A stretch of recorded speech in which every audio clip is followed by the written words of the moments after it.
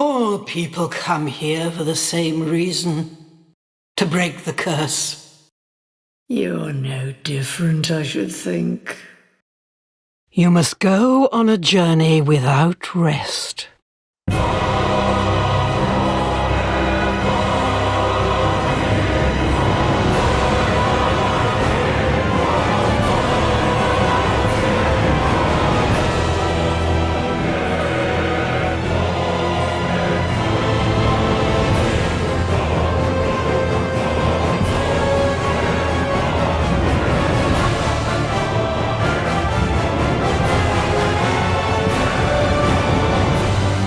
Fair traveller, I know that you must have a story.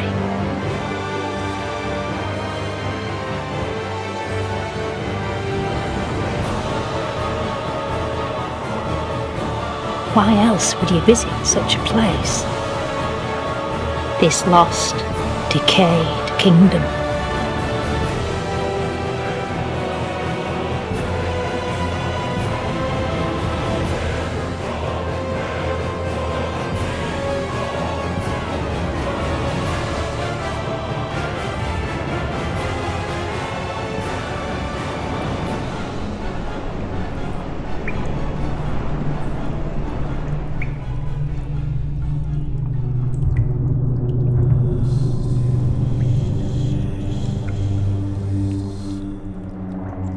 This is a limbo, a link between Drangleic and the outer world.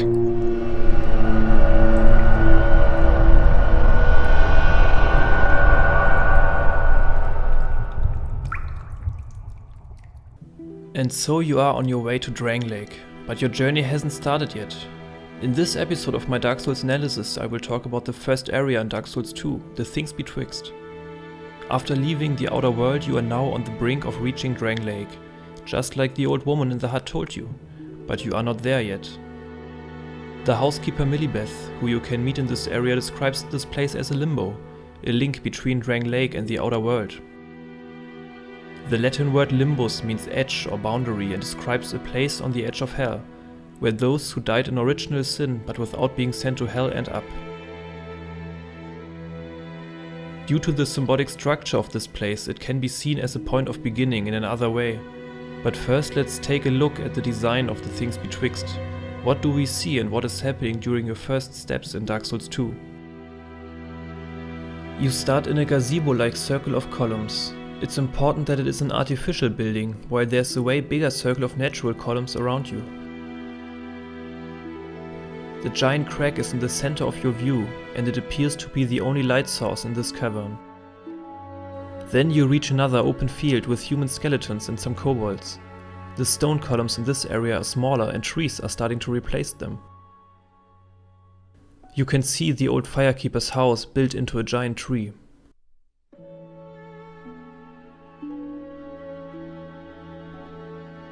A small wooden bridge in front of a waterfall is leading directly to that house. There's a secret path with an ogre, and you really shouldn't confront him now. Entering the house starts a cutscene.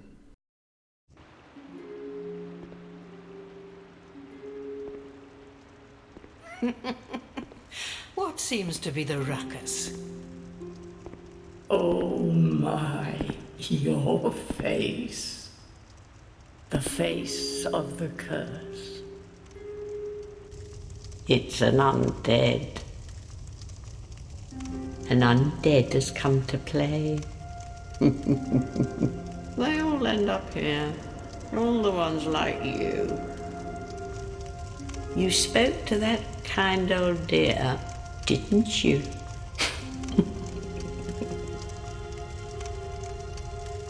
You're finished. You'll go hollow. Yes, you'll become one of them. Hollows prey upon men, feast upon their souls. This is the fate of the cursed.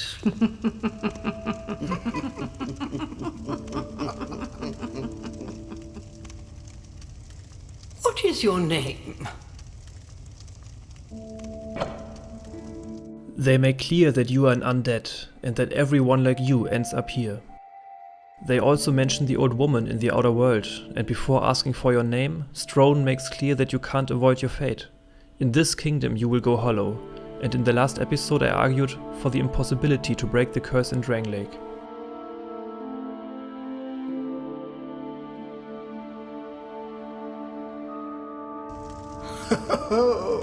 At least you know your own name. Here's your reward for sharing. It's a human effigy.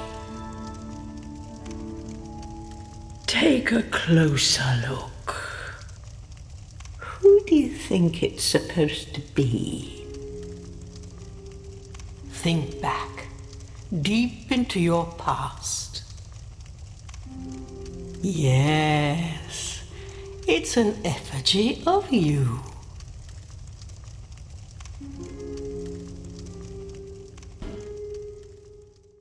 After telling them your name, Strone gives you your first human effigy, and she asks you who it is supposed to be. Even though all human effigies do have the same shape, she tells you that it is looking like you, and then you can create your character.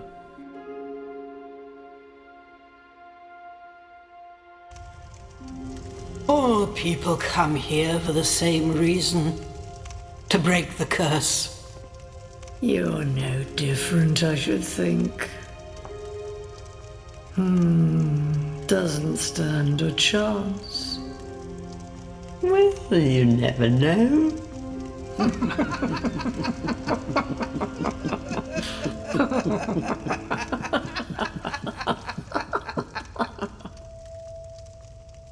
Go through the door and trot along to the kingdom. But remember, hold on to your souls. They're all that keep you from going hollow. Oh, I'll fool you no longer. You'll lose your souls. All of them. Over and over again.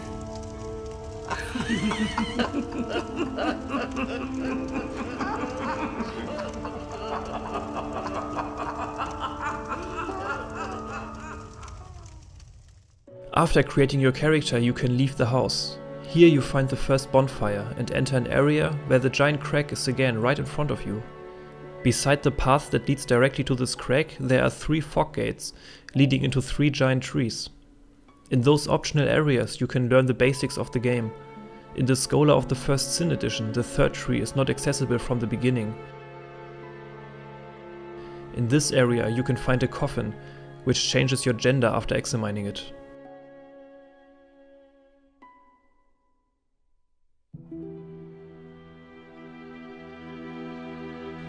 Everywhere in this area are several sconces, which can be lighted by your torch. After completing or ignoring those tutorial areas, there's just one way left for you, the giant crack in the cliff.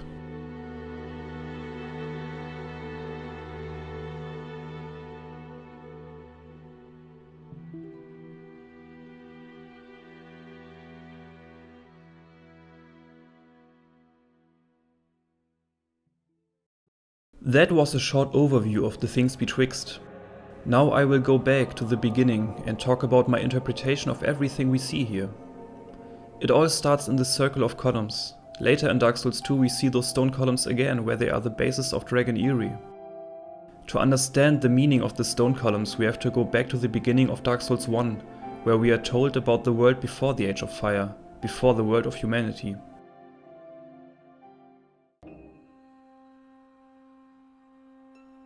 In the age of ancients, the world was unformed, shrouded by fog.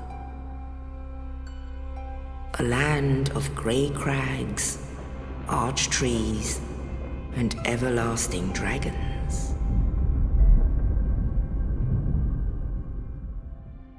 This Age of Ancients is described with 4 elements: fog, grey crags, archtrees and everlasting dragons. In the Things Betwixt, all those elements are somehow present. There's fog all over the place and you can traverse several fog gates, even though they are everywhere in Drangleic as well. The whole Things Betwixt is made of grey crags arising from the water. The Firekeeper's house and the tutorial areas are inside of giant trees, which can easily be seen as arch trees, and in the Scholar of the First Sin edition there's even a form of dragons in this area. The Basilisk is said to be the king of snakes, and snakes on the other hand are seen as incomplete dragons. In most cultures dragons are illustrated as giant snakes, and both dragons and snakes are described with the same word. The English word dragon and the Latin word draco both derive from the Greek drakon, which means dragon and snake. Also, the basilisks in all 3 Dark Souls games have the ability to petrify you with their gas cloud, just like Seath the Scaleless Dragon. Being petrified means being a part of the Age of Ancients, of the world before life and death, as this age is made of grey crags, and the dragons are said to have stone scales. Petrification is associated with dragons and their age, and so are the basilisks, which can make you a part of this age.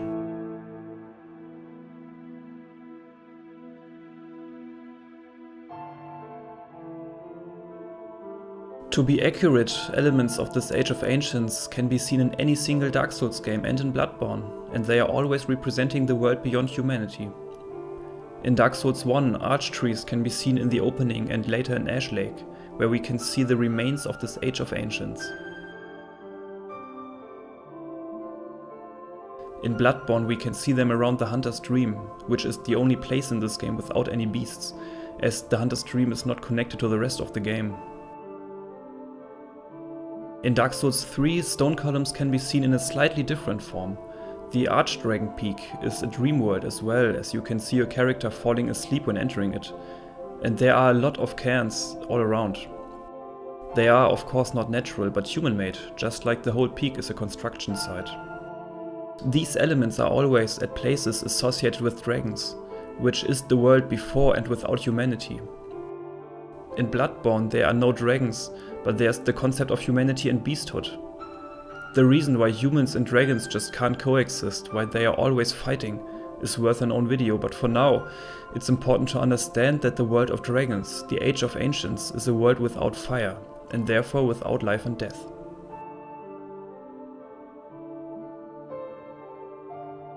In the Things Betwixt, we are somehow in this Age of Ancients. We are not in the land of the dragons or in a new version of Ash Lake. The Age of Ancients is not a specific place, but a situation, and the stone columns in Dark Souls 2 are just another element of this situation.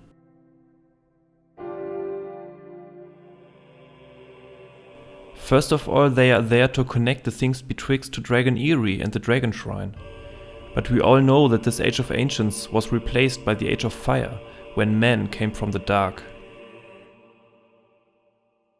So what does it mean that at the beginning of Dark Souls 2 we are in the Age of Ancients? The answer lies at the end of the Things Betwixt, and is hardly to be overlooked once you noticed it. You start this game as a human being, but being a human does not only require a human body.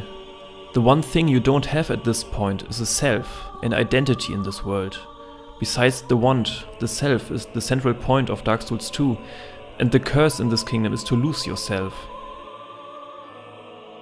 The old Firekeepers help you to develop yourself before entering Drangleic. You remember your name, you create your body, and you receive your first human effigy, the object that works against the curse. In Dark Souls 1, the curse was to lose your humanity. That's why you need humanity to counter the curse.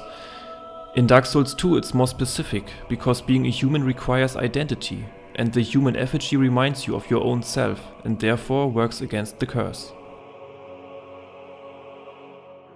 That is the reason why you start in the Age of Ancients. At this point you are not a part of the Age of Fire, the Age of Men, as you don't know yourself inside of Drangleic.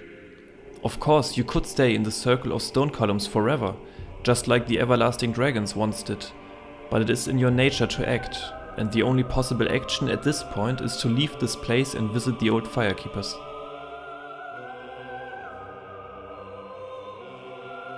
This is when the curse of want starts in this world, and even the door you have to enter has the symbol of the curse pictured on it. That's also the reason why the stone columns are getting smaller while trees are starting to grow. Those trees are not arch trees, but a classic symbol of life. They are symbolizing your entry into the world of the living. By just doing anything, you are entering the age of fire, the age of life and want, and therefore the age of the curse.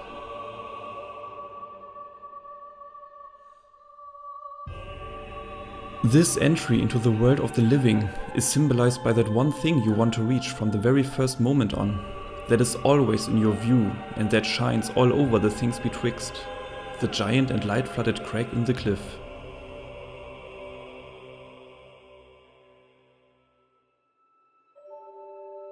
The shape of this crack is not random, it is the door you have to enter to reach Drang Lake, and therefore the world of the living. It is literally the gate between the Age of Ancients and the Age of Fire. This crack in the cliff is a vagina, and by walking through it you are born into Drang Lake.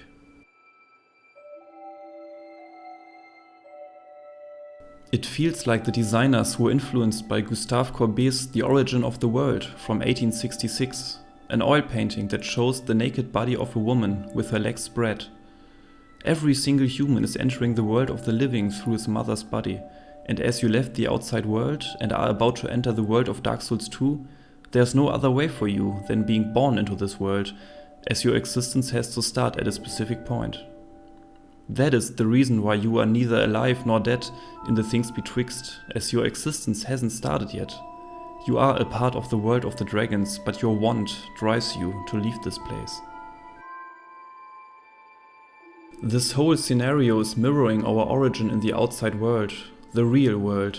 We are born into the reality and are immediately caught in an endless cycle of desire.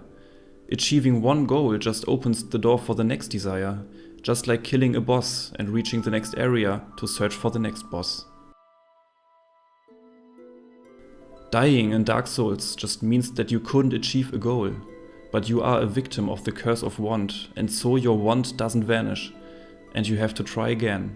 That is why you are being reborn, because you just don't give up.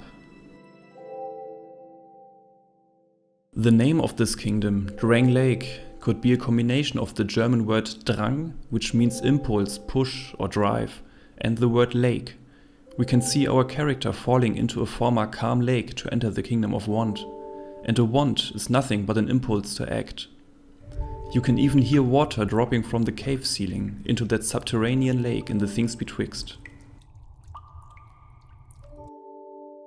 Later in the game, you can come back and change your gender in the coffin, and even reallocate your character's stats with Strone's help by using a soul vessel. Those existence-changing processes take place in that one area that is beyond life and death. Millibeth describes the Things Betwixt very accurate. It is a link between Drang Lake and the outer world, and therefore this place is not a part of any of those two worlds.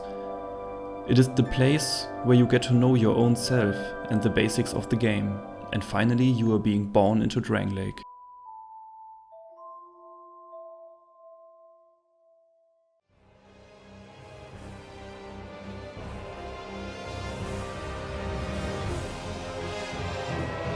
Loss frightens me no end. Loss of memory, loss of self. I don't want to die. I want to exist. I would sacrifice anything at all for this. We are feeble vessels with feebler souls. We would cast aside the prop of life only to face greater hardship. Are you another such fool, or something more? You must go on a journey without rest.